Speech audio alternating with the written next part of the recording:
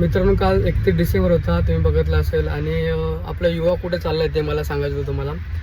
तर 31 डिसेंबर होता आणि जे मोठे मोठे सिटी आहेत, बँगलोर तुम्ही व्हिडिओ पाहिला असेल, किंवा मुंबई, जो यूथ आहे, जो झेन झी आहे, तो कुठल्या मार्गावर चालला आहे तुम्ही बघितलं असेल. म्हणजे अक्षरशः दारू पिऊन छोटे छोटे कपडे घालून, त्यामध्ये लेडीज पण आल्या, स्त्रिया पण आल्या, दारू पिऊन म्हणजे रोडवर पडलेले आहेत, गटारावर पडलेले आहेत. तुम्ही बघितलं असेल, म्हणजे चांगले शिकलेली लोकं, म्हणजे एकेकाळी तर बोलायचे झेन झी आहे तो भारताचं एक भविष्य आहे, पण ते नक्की कुठं चालले ते तुम्ही बघा.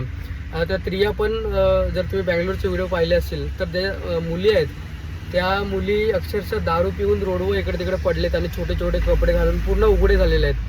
तुम्ही बघितलं असेल, म्हणजे कुठे युवा चालला आहे मला समजत नाही. आपली तर संतांची भूमी होती आणि हे कुठेतरी बोलतो एक संपत चाललं आहे.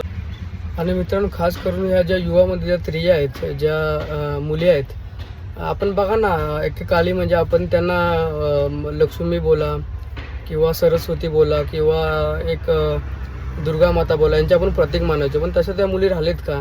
तुम्ही बघा, आता त्या अक्षरशः दारू पिऊन पडायला लागलेत.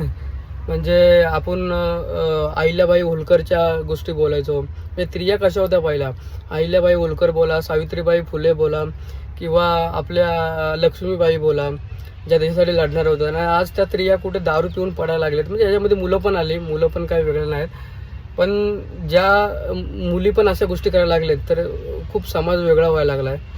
तर मला वाटतं कुठेतरी सुधारला पाहिजे, कुठेतरी ह्या गोष्टी चांगल्या झाल्या पाहिजे असं मला वाटतं. म्हणजे तुम्ही चांगलं शिक्षण घेताय आणि कुठल्या सराव जाता तुम्ही.